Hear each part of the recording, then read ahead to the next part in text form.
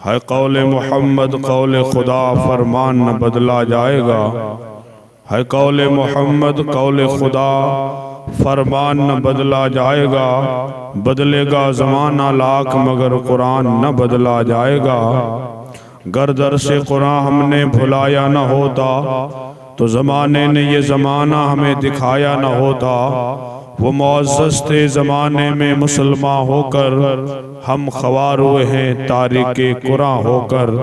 है कलाम इलाही में शम्स दुहा तेरे चेहरे नूरे फ़ज़ा की कसम। कसम शबे तार में राज ये था कि हबीब की जुल्फ़े दुता की कसम। वो मर्तबा खुदा ने तुझको दिया न किसी को मिला न किसी को मिले, कि खाई कलाम मजीद ने शाह तेरे कलाम व शहरो बका की कसम। दुरूद पाक का नजराना पेश करें।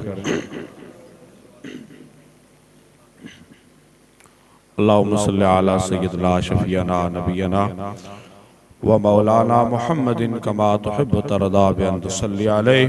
लायक के सत्ताज़ीम व तकरीम अजीज़ बुजुर्गों नौजवान साथियों, रमज़ान शरीफ के दूसरे जुम्मतुल मुबारक की पाक घड़ियों हम खाना खुदा में हाजिर हैं। अल्लाह ताला हमारी हाज़िरी कबूल फरमाए। और आज की इस मुख्तसर सी तकरीर में आप हज़रात की खिदमत में चंद गुजारिशात, चंद ज़रूरी बातें कुरान मजीद के हवाले से अर्ज़ करने की सआदत और बरकत हासिल करूँगा। उससे पहले आप हज़रात की खिदमत में उम्मुल मोमिनीन हज़रत खदीजतुल कुबरा रज़ी अल्लाह ताला अन्हा की मुबारक सीरत या उनकी ज़िंदगी के एक दो गोशे आपकी खिदमत में पेश करने की सआदत और बरकत हासिल करूँगा। अल्लाह ताला मेरी ज़ुबान पे कलमा हक जारी फरमाए। आज रमज़ान की 11 तारीख है और कल रमज़ान की 10 तारीख जो गुजरी है, इस रमज़ान की 10वीं तारीख को इस्लाम की सबसे पहली औरत जिसने सबसे पहले कलमा पढ़ा, सबसे पहले जो मेरे नबी पे ईमान लाई और मेरे नबी की जो सबसे पहली बीवी बनी, जिसे हम उम्मुल मोमिनीन हज़रत खदीजतुल कुबरा रज़ी अल्लाह ताला अन्हा कहते हैं। हमारी ज़िंदगी के बहुत सारे ऐसे गोशे हैं कि हम इस्लाम की अजीम तरीन हस्तियाँ जिन्होंने इस्लाम को बहुत ज़्यादा माल भी दिया और इस्लाम के लिए बहुत सारी खिदमतें अंजाम दी हैं, और ये भी हमारे जहन में रहे कि इस्लाम के नाम पे सबसे पहले जिसने अपना खून दिया था, जो सबसे पहले शहीद हुए थे, वो मर्द नहीं बल्कि वो एक औरत थी जिसने सबसे पहले इस्लाम के लिए अपनी शहादत पेश की थी। तारीख में नाम जिसका हजरत सुमैया रज़ी अल्लाह ताला अन्हा आता है, जिन्होंने इस्लाम को कबूल करने के बाद बेशुमार तकलीफें उठाई, लेकिन आखिर में उन्होंने जाम शहादत नोश किया, लेकिन एक कदम भी पीछे नहीं हटी। इस्लाम के नाम पे जान देने वाला सबसे पहले मर्द नहीं एक औरत है। और जिस औरत की मैं बात कर रहा हूँ वो औरत सिर्फ औरत ही नहीं है बल्कि वो मलकतुल अरब है। पूरे अरब में सबसे ज्यादा मालदार, जिसके पास सबसे ज्यादा दौलत, जिसको अल्लाह ताला ने हर तरीके से नवाजा था, जो अपनी जिंदगी में 2 मरतबा 2 शोहरों से यानी बेवा हो चुकी थी, जिनके 2 शोहर इंतकाल कर गए थे, और आप ये फैसला करती हैं कि अब मैं शादी नहीं करूंगी, लेकिन फिर उसके बाद उन्हें तलाश थी कोई ऐसा मर्द कामिल मिल जाए कि जिसके साथ मैं शादी करूं, निकाह करूं और मेरी जिंदगी भी महफूज हो जाए, मेरा माल भी महफूज हो जाए। तो मेरे आका ताजदार मदीना इमामुल अंबिया सल्लल्लाहु अलैहि वसल्लम को आपने अपना माले तिजारत देके मक्कतुल मुकर्रमा से मुल्क शाम भेजा, और हुजूर आपका माल लेके गए, वापस आए और ज्यादा नफा हुआ। और फिर रास्ते के हैरान कुन वाक़यात जब हजरत खतीजा ने सुना तो हजरत खतीजा ने मेरे आका को निकाह का पैगाम भेजा। और ये आपके ज़हन में रहे कि मेरे आका को जब ये निकाह का पैगाम आया तब कायनात की सारी रानायां सिमट कर मेरे आका के कदमों से लिपट चुकी थी। 25 साल की मुकद्दस जवानी की उम्र है मेरे नबी की, और जिसका निकाह का पैगाम आ रहा था उस औरत की उम्र 40 साल हो चुकी है। और 40 साल उम्र भी है और 2 मर्दों से बेवा भी हो चुकी है। ये बात अलग है कि मेरे आका ने उन्हें पैगाम नहीं भेजा, बल्कि वो खुद सामने से मेरे नबी को अपने निकाह का पैगाम भेजती हैं हजरत खतीजतुल कुबरा। और मेरे आका ताजदार मदीना जब 25 साल की उम्र है, अगर हम मुकाबला करें तो 25 का और 40 का कोई जोड़ नहीं बनता। हमारे माशरे में 40 साल के बाद औरत को बूढ़ी समझा जाता है, लेकिन सलाम करो मोहम्मद अरबी की सीरत को। आज पूरी दुनिया ये कहती है कि इस्लाम ने औरत को हक नहीं दिया, इस्लाम ने औरत को पर्दे और हिजाब में मबसूस कर दिया है, उसे कोई हक नहीं दिया। ये रास्ते आज पूरी दुनिया महदूद कर रही है और इस्लाम पे कलंक लगा रही है। हम उनसे कहना चाहते हैं कि जब तुम औरत को जिंदा दफन कर रहे थे तब उसी औरत को 40 साला बुढ़िया को अपने हरम में जगह दे के मेरे नबी ने बताया इस्लाम औरत की इज्जत को मारता नहीं बल्कि गिरी हुई इज्जत को आसमान की बुलंदियां अता फरमा देता। जिसे कोई शऊर तक न हो, आज लोग नारा लगाते हैं बेटी पढ़ाओ बेटी बचाओ। हम आपके इस नारे का एहतराम करते हैं, लेकिन ये नारा आप दे रहे हो। लेकिन ये नारा उस वक्त मेरे आका ताजदार मदीना ने अपने कंधे पे बिठा के अपनी बेटी सैयदाए कायनात मखदूमाए कायनात फातिमा ज़हरा सलामुल्लाह अलैहा को उठा के फरमाया था, अल फातिमा तो बिदअतु मिन्नी, फातिमा मेरे जिगर का टुकड़ा है। जब बेटी को लोग जिंदा दफन कर रहे थे तब बेटी को जिगर का टुकड़ा कहना ये कलमा जिहाद था जो मेरे नबी ने सबसे पहले बुलंद किया। तुम आज बेटी पढ़ाओ और बेटी बचाओ का नारा लगाते हो। हम जिस पैगंबर का कलमा पढ़ते हैं उसने 14 सदियां पहले बेटी को भी बचाया है और बेटी की आबरू को भी बचाया है। वो इस्लाम की पहली खातून 40 साला बूढ़ी हजरत खतीजतुल कुबरा, कहने को वो बुढ़िया है लेकिन मेरे आका को निकाह का पैगाम भेजती हैं। मेरे आका ने निकाह का पैगाम कबूल किया है। सीरत बड़ी अजीब है और दुनिया जिसे आज हजरत फातिमा ज़हरा सलामुल्लाह अलैहा कहता है, वही हजरत फातिमा ज़हरा हजरत खतीजतुल कुबरा की बेटी हैं। और पूरी दुनिया जानती है कि हर बेटे की या बेटी की जन्नत माँ के कदमों के नीचे होती है। मुझे एक बात बताइए, हजरत फातिमा ज़हरा तो जन्नत की तमाम औरतों की सरदार हैं, लेकिन अगर इस हदीस की मुताबिकत से देखें कि हर औलाद की जन्नत माँ के कदमों में है, तो खतीजतुल कुबरा वो है कि जिसके कदमों में फातिमा ज़हरा की भी जन्नत है। कितनी अजीम औरत है।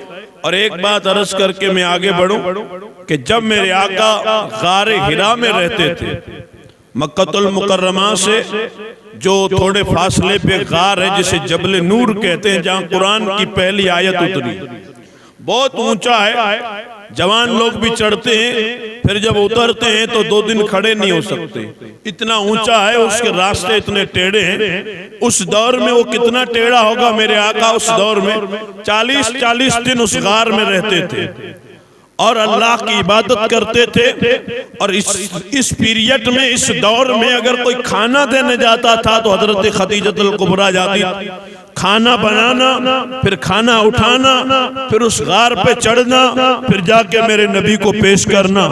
याद रखिएगा हजरत खतीजतुल कुबरा रज़ी अल्लाह ताला अन्हा जब आप गार में पहुंचती हैं, जब जा रही हैं तो हजरत जिब्रील आसमान से उतरे और हुजूर की बारगाह में अर्ज करते हैं, या रसूल अल्लाह, ये खतीजा जो अभी आ रही है आपके लिए खाना लेके आ रही है और जल्दी जल्दी आ रही है कि कहीं खाना ठंडा ना हो जाए। जब वो आपके पास आ जाए तो उनको ये कहना कि तुम्हारा रब तुम्हें सलाम कहता है, तुम्हें जिब्रील भी सलाम कहता है। चलती है जमीन से और जा रही है पहाड़ पे। कितनी खुश नसीब वो खातून है कि जिसके नाम रब का सलाम आता है, रब सलाम भेजता है हजरत खतीजतुल कुबरा। अल्लाह तबारक व तआला ने क्या आपको हिम्मत और ताकत अता फरमाई थी, आप मालदार भी थी, लेकिन जब मेरे नबी के हरम में दाखिल हुई तो अल्लाह ताला ने पूरी उम्मत की माँ बनने का अब शर्फ अता फरमाया है, उम्मुल मोमिनीन है। और रब जिसके नाम सलाम भेजता है, इतना बुलंद मकाम है और वही गार हिरा है। अज़ीज़ान मोहतरम, इस मुख्तसर वक्त में तो हम हजरत खतीजा का बयान ही नहीं कर सकते, लेकिन इतना ज़हन में रखें कि सबसे पहले औरतों में मेरे नबी का जिसने कलमा पढ़ा था वो हजरत खतीजतुल कुबरा की ज़ात है। मेरे नबी की पहली बीवी भी आप हैं और 10 रमजान जो कल गुजरा है ये आपका यौम विसाल है। बड़ी शख्सियत मैं अर्ज करना चाहता हूँ कुरान मजीद के हवाले से कि कुरान अल्लाह की लारैब किताब जो हमारे पास इस वक्त मौजूद है, यही तसलसल जारी था कि हजरत खतीजा जाती थी और खाना पहुँचाती थी और मेरे नबी गार में रहते थे, इबादत करते थे। और ऐसा वक्त गुजरा है कि 40 साल का अरसा मुकम्मल बीत चुका है। 40 साल पूरे हुए मेरे आका ताजदार मदीना गार में हैं। और ये आपके ज़हन में रहे कि सबसे पहले कुरान की आयत लेके हजरत जिब्रील उतरे थे, वो महीना रमजान का था और 27वीं रात थी और वो जगह गार हिरा के जहाँ कुरान मजीद की पहली आयत लेके हजरत जिब्रील उतरे थे। मेरे नबी चादर ओढ़ के उस गार में बैठे थे। हजरत जिब्रील कुरान लेके उतरे और कहते हैं, इक़रा या मोहम्मद पढ़िए। मेरे आका फरमाते, माना बेकारी, मैं तुमसे पढ़ने वाला नहीं हूँ। हालांकि इस हदीस का तर्जुमा बहुत सारे लोगों ने ये किया है कि हुजूर ये कह रहे थे कि मुझे पढ़ना नहीं आता, ये मैं पढ़ना नहीं जानता या मैं पढ़ नहीं सकता। अलग अलग तर्जुमे किए हैं, लेकिन हमारे नजदीक इसका तर्जुमा ये है कि जब जिब्रील ने कहा पढ़िए तो मेरे नबी ने फरमाया, जिब्रील मैं तुमसे पढ़ने वाला नहीं हूँ, मैं तुमसे नहीं पढ़ूंगा, इसलिए कि मेरे रसूल को अगर पढ़ाया है तो उसके रब ने पढ़ाया है। मेरे नबी का दुनिया में कोई उस्ताद नहीं है, मेरे नबी खुद मौल्लिम कायनात हैं। जब जिब्रील ने कहा पढ़ो, मेरे आका ने फरमाया, जिब्रील तुमसे नहीं पढ़ूंगा। अब ये कुरान की पहली आयत गार हिरा जिस जगह उतरी थी वो जगह भी मौजूद है। जो लोग जाते हैं वह नफल पढ़ के आते हैं, वह मुसल्ले भी बिछाए हुए हैं और ये आयत भी वहां लिखी हुई है कि सबसे पहले कुरान की ये आयत जहां नाजिल हुई थी वो गार हिरा। और हजरत जिब्रील ने कहा इक़रा पढ़ो, का नहीं पढ़ूंगा, मैं तुमसे पढ़ने वाला नहीं। फिर कहते हैं इक़रा बिस्मि रब्बिकल, के हुजूर ने हुजूर से जिब्रील कहते हैं ऐसे तो नहीं पढ़ते लेकिन अपने रब के नाम से पढ़ो। जब रब का नाम आया तो मेरे आका ने कुरान पढ़ना शुरू किया है। अब कुरान नाजिल हो रहा है, कुरान मक्के में नाजिल हो रहा है, कुरान गार हिरा में नाजिल हो रहा है। एक और बात याद रखिए, कुरान जैसे आसमानी किताब है वैसे तौरात भी आसमानी किताब है, ज़बूर भी आसमानी किताब है और बहुत सारे नबियों पे बहुत सारे सही पे नाजिल किए गए जो सब आसमानी हैं, अल्लाह की तरफ से नाजिल हुए हैं। तौरात, ज़बूर, इंजील और कुरान ये 4 आसमानी मशहूर किताबें हैं और कुरान सबसे आखिरी किताब है। और कुरान मजीद मेरे नबी पे नाजिल हुआ, मेरे नबी जैसे आखिरी नबी हैं, कुरान भी खुदा की आखिरी किताब का नाम है। और क़यामत तक अगर किसी किताब पे अमल किया जाएगा तो वो कुरान मजीद पे किया जाएगा। वैसे तो मौजज़ा भी है मेरे नबी का कुरान, कुरान मेरे आका का मौजज़ा भी है। और कुरान मजीद जब नाजिल हुआ, आपको मालूम है कि 23 साल लगे हैं कुरान के नाजिल होने में। 40 साल की उम्र मेरे आका की हुई, कुरान की पहली आयत नाजिल हुई। अब 40 से जैसे स्टार्ट हुआ तो चलते चलते 63 साल मेरे आका की मुबारक ज़ाहिरी जिंदगी है। इस 23 साल में कुरान मजीद नाजिल हो रहा है, और नाजिल होने का अंदाज ये है कि कुरान जहां मेरे नबी रहते थे कुरान वहीं नाजिल हो जाता था। कोई कैद नहीं थी कि आप हरम में रहोगे या काबे में रहोगे या मदीने में रहोगे तो कुरान नाजिल होगा, क्योंकि पिछले नबियों के लिए कैद थी। जैसे हजरत मूसा कलीमुल्लाह जिसे खुदा ने तौरेत अता की थी, ये भी आसमानी किताब है, लेकिन तौरेत जब नाजिल हुई तो हर जगह मूसा को तौरेत नहीं दी जाती थी, बल्कि ऐलान ये था कि मेरे कलीम अगर तुझे तौरेत चाहिए तो यानी गारे तूर पे आओ, कोहे तूर पे आओगे तो तुम्हें तौरेत की तख्तियां मिलेगी। मूसा अलैहिस्सलाम खुदा से बात करते थे, मूसा कलीमुल्लाह थे, लेकिन शान देखिए कि उन्हें जब ये कहा गया कि तौरेत चाहिए तो तूर पे आओ, हर चीज बात करनी हो, अर्ज करनी हो, मारूजा पेश करना हो तो कलीम के लिए जगह फिक्स थी, एक ही जगह दूसरी जगह नहीं। हजरत कलीम से कहा गया अगर तुम्हें तौरेत चाहिए तो तूर पे आओ, लेकिन ये मेरे हबीब की शान है कि मेरे हबीब तुम्हारे लिए कोई जगह फिक्स नहीं। तुम मक्के में रहोगे तो कुरान मक्के में नाजिल होगा, तुम मदीने में रहोगे तो कुरान मदीने में नाजिल होगा, तुम मस्जिद नबवी में रहोगे तो कुरान मस्जिद नबवी में नाजिल होगा, तुम मैदान जंग में रहोगे तो कुरान मैदान जंग में नाजिल होगा। जहां जहां नबी जाते रहे वहां वहां कुरान नाजिल होता गया। हमें इन बातों से दिलचस्पी इसलिए नहीं है कि कुरान है क्या, कुरान क्या माना रखता है, और कुरान के हमारे ऊपर हक कितने। आप सबके घर में कुरान मजीद होगा, हर मुसलमान के घर में कुरान होगा, और कुरान हमारे घर में है। हम कुरान के करीब कितने हैं, और बहैसियत मुसलमान एक मुसलमान होने के नाते कुरान मजीद के हमारे ऊपर हक कितने हैं। जैसे माँ बाप का हक होता है, औलाद का हक होता है, बेटे का हक होता है, बेटी का हक होता है, बीवी और शौहर के आपस में हक होते हैं, अल्लाह के बंदे के ऊपर हक होते हैं। लेकिन याद रखिए इस तरह कुरान के भी हमारे ऊपर हक हैं। हम जानते हैं कि कुरान के हक क्या है। हमें कुरान बचपन से दिखाया गया कि हमारे घर में एक किताब है, 30 सिपारे हैं, 540 रुकू हैं, 6666 आयतें हैं, उसे समेट के जुज़दान में घर के अंदर रखा हुआ है। कुरान का मुकद्दस ये गिलाफ से लिपटा हुआ नुस्खा हर मुसलमान के घर में मौजूद है। लेकिन इस रमजान के पाक और पवित्र महीने में मैं आपके दिल से पूछता हूँ, कभी इस चीज पे गौर किया कि कुरान हमारे ऊपर क्या हक रखता है, और कौन से हक हैं, क्या हमने उन हक को पूरा किया, कुरान के हक को अदा कर रहे हैं कि नहीं कर रहे हैं। याद रखिएगा कुरान के बुनियादी तौर पे एक मुसलमान पे 5 हक हैं, और वो 5 हक क्या हैं, उन 5 हक को हम अदा करते हैं कि नहीं अदा करते हैं। अगर मैं आपकी खिदमत में अर्ज करूं तो हमें पता चल जाएगा कि कुरान मजीद के हमारे ऊपर हक क्या हैं, हम उन हक को कहां तक पूरा करते हैं। सबसे पहला कुरान का हक एक मुसलमान होने के नाते मेरे ऊपर यह है कि मैं उसे खुदा की आखिरी किताब मानूं। ये सबसे पहला हक है कि कुरान को खुदा की किताब माना जाए, अल्लाह की ला रैब, और ये इस दर्जे में मानना है कि कुरान में कोई शक नहीं है, कोई शुबा नहीं है, कुरान कयामत तक बदलेगा नहीं, कुरान के एक नुक्ते में रद्द बदल नहीं हो सकता। ये कुरान का सबसे पहला हक है कि एक मुसलमान होने के हम कुरान को खुदा की किताब मानते हैं।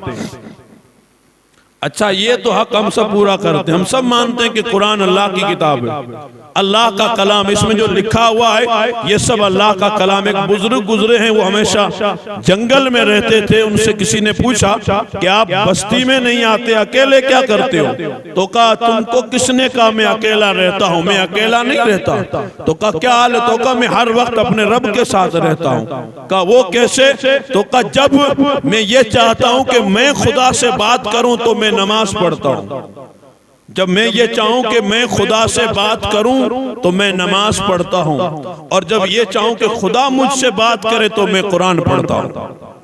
नमाज में हम कुरान पढ़ते हैं और कुरान में क्या लिखा हुआ, ये मेरे रब की बोली है, ये मेरे रब का कलाम है, ये मेरे रब का फरमान है। और मुसलमान इतना गाफिल हुआ कि भी खोल के देखा ही नहीं है कि कुरान में तेरी जिंदगी जारी है। कुरान किताब हयात का नाम है। कुरान जो सीने से लगाते हैं वो कभी मरते नहीं। वो जमीन पर रहे तो जिंदा है, वो जमीन में जाए तो जिंदा है। कुरान पे अमल करने वाले, कुरान को सीने से लगाने वाले, एक हाथ में कुरान था और दूसरे हाथ में तलवार थी। अरब के रेगजारों से निकले थे तो इकबाल ने खराज अकीदत पेश किया तो कहा, निकल कर सहरा से जिसने रोमा की सल्तनत को उलट दिया था, सुना है ये कुदसियों से मैंने, वो शेर फिर होशियार होगा। जो अरब के रेगजारों से निकले थे उनके हाथ में खुदा का कुरान था। और ये मेरे नबी की हदीस है कि मेरी उम्मत जब भी गिरकर उठेगी तो कुरान के सहारे उठेगी। दुनिया की कोई टेबलेट इंजेक्शन का सहारा नहीं, हमें जब भी उठना होगा तो कुरान के सहारे उठना होगा।